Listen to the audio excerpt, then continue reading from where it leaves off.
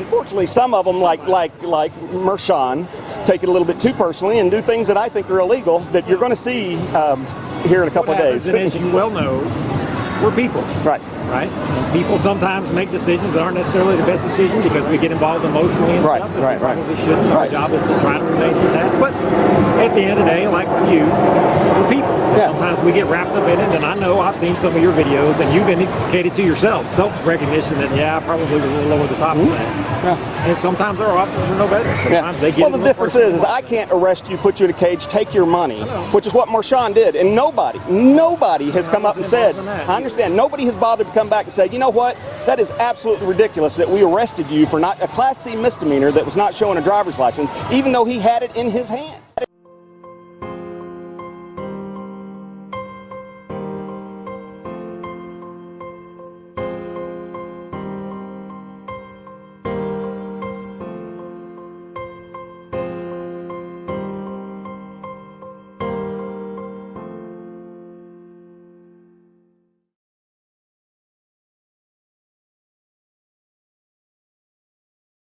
Lack of discipline for Texas cop abusing suspect in jail shows Carrollton mayor is clueless. The Carrollton Police Department seems to respond to all complaints with a standard form letter stating they did nothing wrong.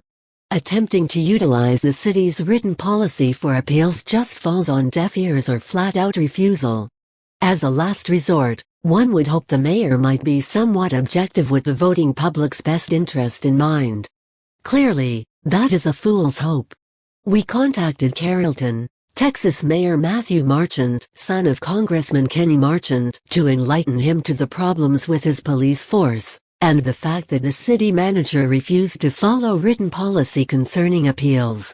Instead of enforcing the city's policy, he responded, "Our police department takes complaints seriously and has a history of disciplining and even terminating officers that are so deserving. The form letter and lack of response we have received would indicate otherwise." Add that the city manager wouldn't even follow the appeals policy showed us the mayor's response was laughable. Maybe it was just us?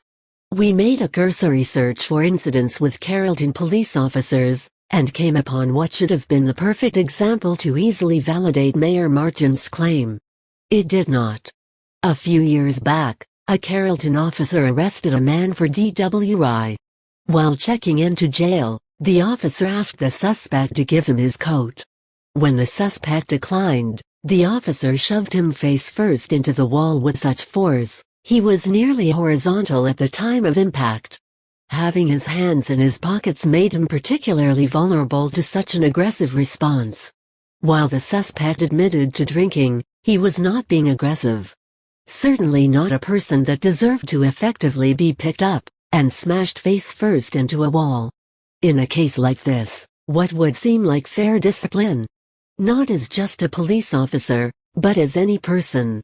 If you took a vulnerable, unsuspecting person, and smashed him face first into a wall, what would be your consequences? A slap on the wrist? It being left to the victim to decide if he/she wanted to file civil suit. Cities now know that they can get away with quite a bit without worry. As with our case, the mayor and city attorney went so far as to taunt us, challenging us to get a private attorney. Why? They know that attorneys only want slam-dunk cases.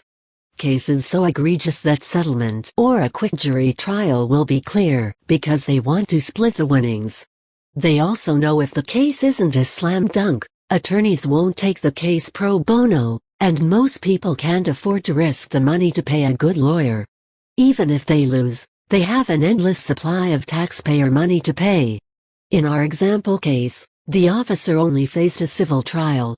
While you or I would have certainly faced a criminal case, this officer did not.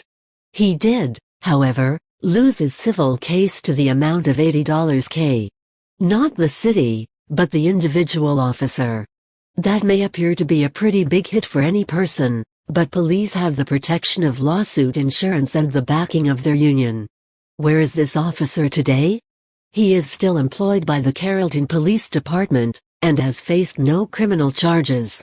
Was the city good at disciplining and even terminating based on such an egregious act? Did they even file criminal assault charges on this officer? No. Even after the personal trial against the officer, the city stated they would take no more action against the officer. Is Mayor Matthew Marchant a liar? Clueless?